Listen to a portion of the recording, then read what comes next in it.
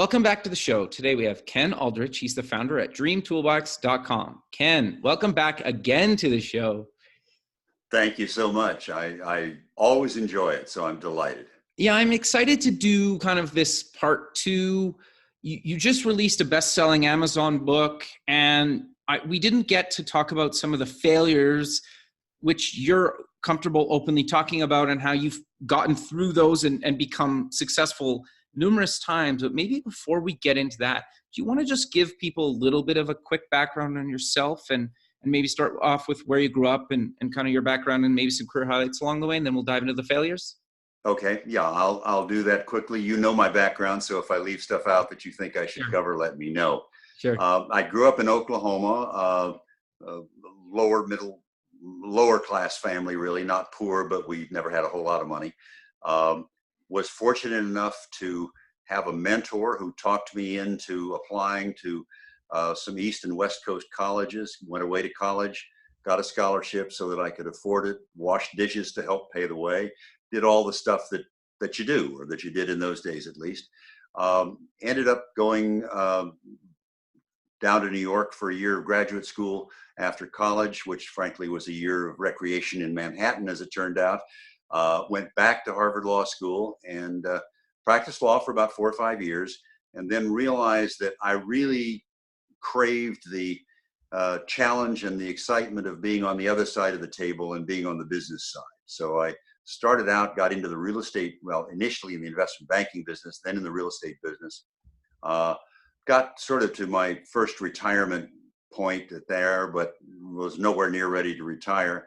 And the market changed in the mid 80s, so that you could no longer use high leverage in real estate effectively. Now you can do it again, but there was a long period when if you wanted to play in large projects, you had to go raise a fund, and that was just not something I wanted to do. So I ended up in seed stage venture capital, and that led me actually to invest in 40 or 50 companies, but also to start. I think I figured out I started 10 of them. Wow. Most we sold early, but 2 we took to fruition, one through a public offering and one through a highly lucrative sale to a big pharma company. So that's the background and how I ended up here. Sure. Then I decided I ought to write the book. Sure. So before we get to the book, what exactly is dreamtoolbox.com and why did you decide to turn that into a book? Well, dreamtoolbox.com started out as my effort to pay it forward, to repay, if you will, the mentors who took me when I was in junior high and high school and said, you can dream bigger dreams and you can fulfill those dreams, and helped me to do it. Otherwise, I'd have stayed home in Oklahoma. I probably would have been a success, but it wouldn't have been nearly the adventurous life I've had. So I've been very grateful. Started working with kids and realized fairly quickly 2 things. One, if I took a class of 30 kids and I spent the semester with them, 1 or 2, if I was lucky, might have a light bulb go off and it would change their lives. On the other hand, sometimes the thing that caused that light bulb to go off was just a chance comment. Okay. So I said, okay, it's a numbers game. How do I reach a lot of people? I started the Dream Toolbox blogs, then discovered that if I really wanted to reach a lot of people, I was going to have to write the book. So I dragged myself off into a corner and spent a lot of annoying hours writing the book, and hopefully it tells the story and will be helpful. Sure. So in part 1 of this, we kind of cover some of the positive sides of being an entrepreneur and working your way through it. But you also are very open about talking about some of the failures and how you basically don't take it so personal, and also pick yourself back up and keep trying and keep at it. Do you want to elaborate on why that's so important? Oh, absolutely, because it is just critically important. We are fortunate, I don't know how far this broadcast goes, but at least in the United States where we're recording it, to live in probably the most forgiving country in the world in terms of entrepreneurial mistakes. Many of the major companies that have made people multi-billionaires began with a failure. It might have been a different company or whatever. So, and there's no penalty. You don't go to debtor's prison. None of the bad things happen to you that used to happen back in 17th and 18th century England. So failure is not a death sentence in this country from a business point of view. What is very crippling is fear of failure. And that, I think, destroys more dreams before they ever get off the ground than any actual failures. And it's, I'll give you an anecdote out of my personal life that didn't have to do with a business, but I was practicing law and I wanted out. Sure. I wanted to go get in business. But it was very hard to get into business from law back in those days. It was some years ago. And so I finally found somebody who would hire me, and I got ready to leave. And most of my colleagues wished me well and were happy about it. A handful of them were openly jealous and really upset with me. And I couldn't understand why. And later I realized they were upset because I was taking a risk that they were afraid to take. I took a pay cut. I went into an uncertain future, and they were living in the fear of, what if I don't succeed? What if I have to come back with my tail between my legs and beg for my job back? What'll my friends say? All of that stuff. And the reality is, none of it matters. So what if you fail and you're embarrassed? You'll be embarrassed for a while. The people who really care about you are still going to be your friends, and the others probably weren't very good friends anyway. But that fear stops more people than you can imagine from taking a shot at their dreams. One of the ways to counteract that fear, and then I'll get into some specifics because I know that's what you were asking about, but one of the best ways to counteract that fear is what I call looking into the abyss, which is to sit down and say, okay, if I try this business, whatever it is, what's the absolute worst thing I can imagine that would happen? Now, if that worst thing is I'm going to die, then maybe I got to rethink that. But it isn't usually. The worst thing is the business itself goes broke and you have to start over, that you're embarrassed to your friends and neighbors, and your wife is unhappy with you. There are always things that you wouldn't like to have happen, but almost none of them are ones that I would call fatal events. And once you've looked into that abyss, then you can deal with the fear of failure pretty well. I say, okay, I've seen the worst that can happen. Now let's see what could be the best that could happen. It changes the mindset remarkably and isn't hard to do. Sometimes a little painful to think about it. But if you can't get past that moment, then you probably shouldn't be an entrepreneur anyway, or at least you shouldn't do that project. But the other thing is, stuff happens when you're trying to start a business. Things go wrong. And one of the examples that is most poignant for me was I started a company with some other people. We had a scientist who was our leader, if you will, on the scientific side. And we were going to develop what we thought was going to be the best way of measuring the human eye for LASIK surgery, which now everybody's very familiar with. And it was less well known, 15 years ago. But it was a well-established procedure, but we thought we had a better instrument. Well, we made a mistake. The problem was our instrument we had to develop it, but it potentially was better, but nobody cared because what they had was good enough. People couldn't see the difference between, I'll be technical for a moment, between 20 diopters and 15, or really couldn't tell the difference between 20/20 vision and 20/15 vision. It didn't matter. And so we couldn't raise money and we couldn't get anybody involved. So fortunately, we didn't quit. And we had another idea. We said, well, wait a minute, there's a children's disease called Amblyopia Lazy Eye, and it's actually genetic. I don't think it's a disease. But if it's not treated early, the child ends up with one eye that just doesn't work. And it's a very bad outcome. Sure. The problem is, if you don't treat it by about age 5, it becomes permanent. And how many kids can say, gosh, I can only see out of one eye? They don't communicate it. So we said, we'll use this device and we'll diagnose it. And that was a better idea. But what we found was the market was too small and we couldn't raise any money for it. Okay. Actually, I have one of my former partners is still working on that and is trying to reinvent or reestablish that. And I hope he succeeds because it is a real problem for which there's no easy cure or no easy treatment. So we had to, look at it again and say, shall we just shut this thing down? Fortunately, we said, well, let's think about it. And in the process, we talked to people, and a physician, a surgeon, a friend of ours says, you know, where you really could use that technology is in people doing cataract surgery. Oh, The interesting. old style was you did cataract surgery. They made their best guess as to what kind of a new lens to put in. And most people ended up still having to wear glasses and not completely happy. The device is now out. We sold it to a large company after a few years, and they are getting better results or equivalent results with cataract surgery as people are getting with LASIK surgery on healthy eyes. Wow. So it was a huge, huge win, Sure. but would never have been if we quit when we first got kicked in the teeth, which we did. So that's one example, at least. Sure. And how many years did it take you guys to get to that cataracts version? About 5 years. Okay, so you were at And it then for a while. oh yeah, we were at it for a while. We had to raise additional money. We had to convince our existing investors to stick with us. And then it was another 4 or 5 years before we got from the right business model to the ultimate sale. We started with, I think we raised privately about $5 million before we ever went to the venture capitalists.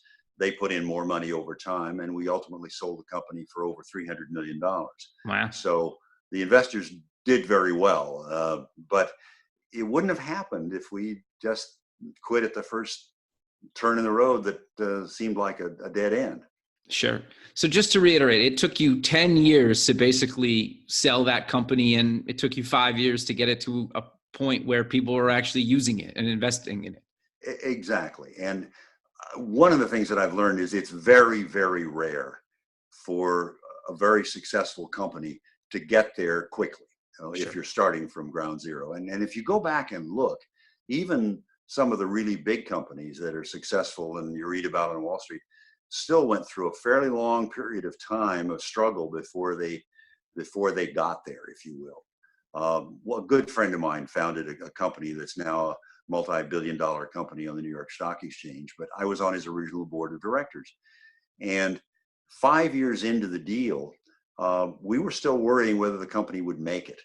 And Wow. we'd had to redefine, or he had to redefine his market several times because the original target market turned out not to be big enough and not to be really right. He finally got it right, and the company, as I say, is now a $3 billion company on the New York Stock Exchange. My investment in that company returned 150 times my money. Wow. So that's not normal, by the way. It happens every once in a while. But if you're an investor in venture capital, and you can get back 3 to 5 times your money over a 5 to 7 year period, you're doing very well. And that's Sure. enough to do quite well. That'll cover up the ones that you have to close down, and there Sure. will be some of those. Sure. So I want your thoughts on an advice around, you do have, say your company fails or you need to shut it down or it's not successful. What advice do you give people to pick themselves back up and get remotivated to either try something new or start something new? Because that in itself can be really challenging. It can. I mean, the first advice is if you had investors involved, be honest with them. And obviously, you should be honest with them all along the way. Sure. But go back and say, look, this is what we tried. This is what didn't work. And I have never been sued by an investor, and I've certainly had companies that failed. I don't take investors now. I do it with my own capital. But so that's a start. And if you're your own investor, whether of time or money, you've got to be honest with yourself and say, okay, this didn't work. Now, why did it not work? And are those reasons that it didn't work something that I can correct in a future deal?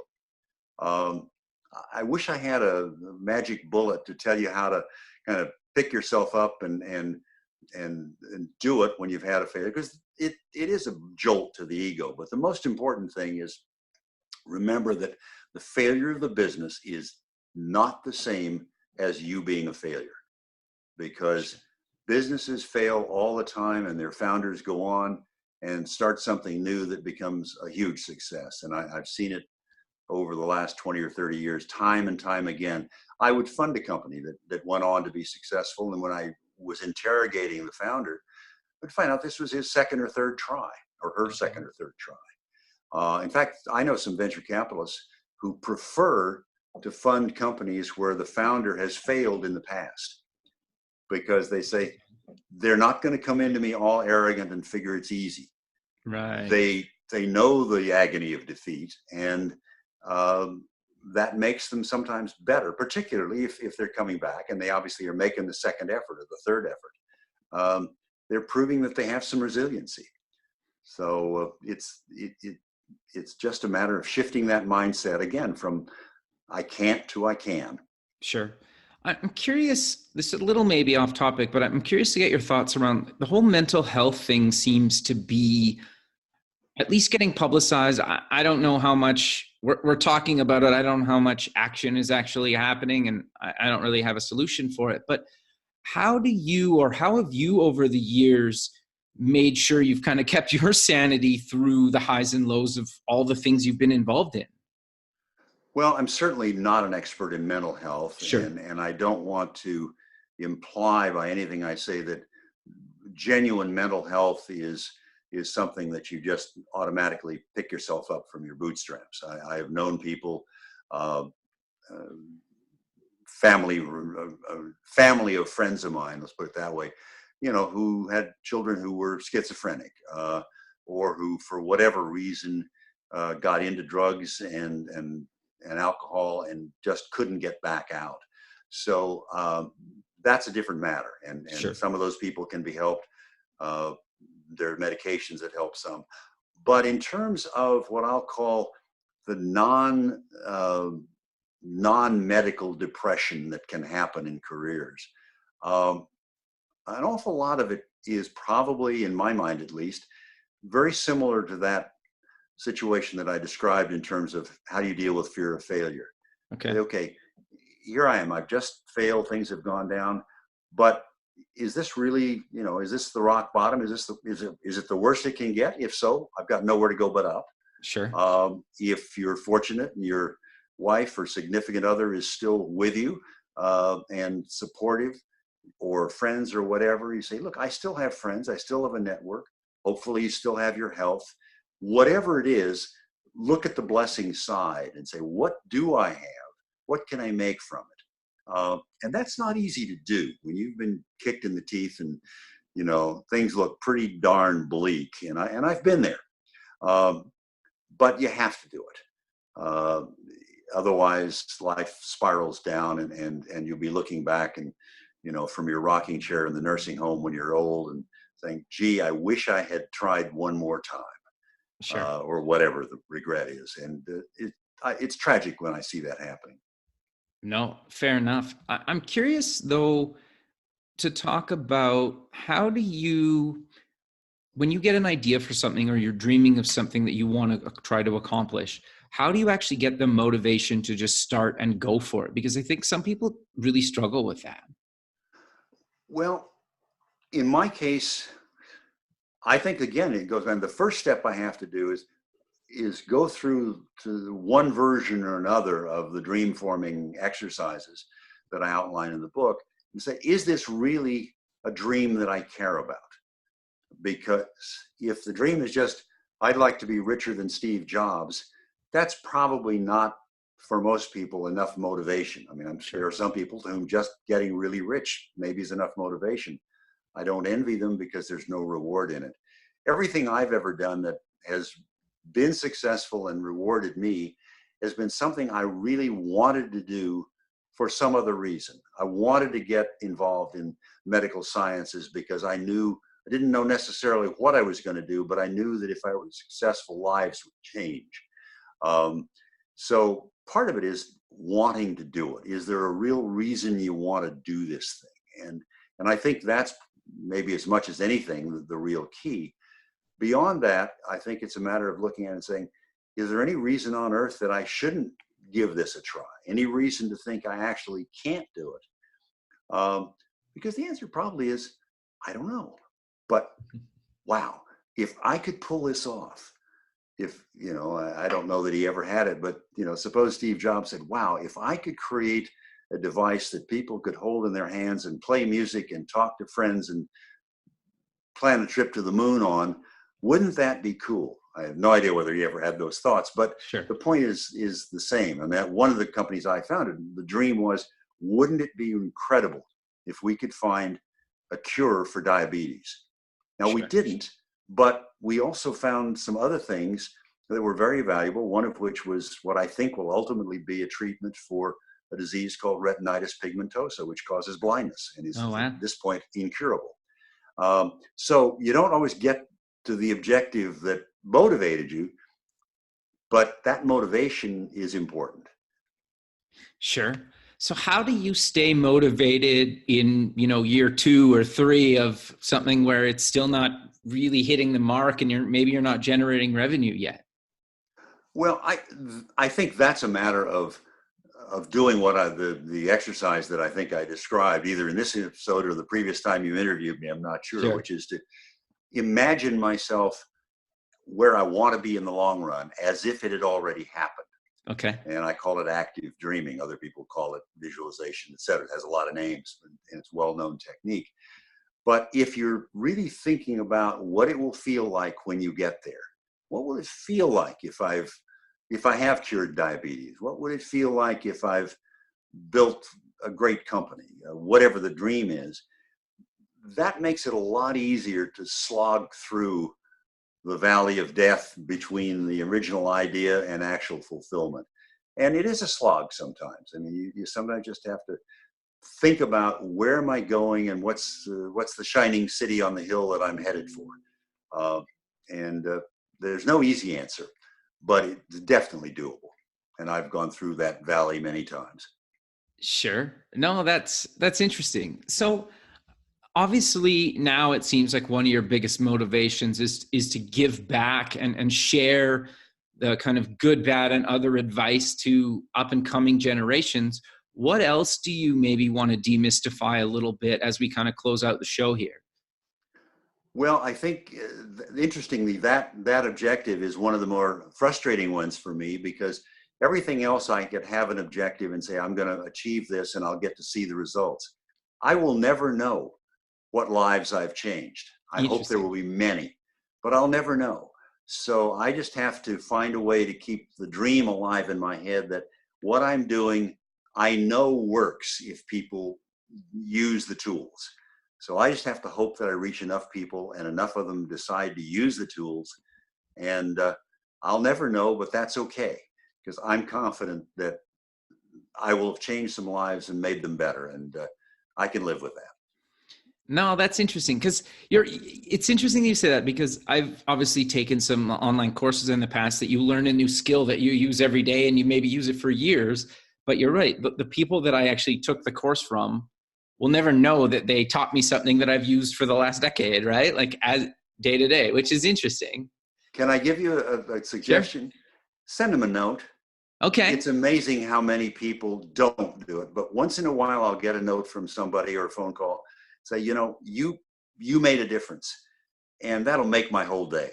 And it doesn't happen very often. And if you're the recipient of the advice, it takes very little time, and you'll make somebody's day. Sure. But Ken, we're kind of coming to the end of the show. So let's close again with mentioning where people can get more information about yourself, Dream Toolbox, and the book.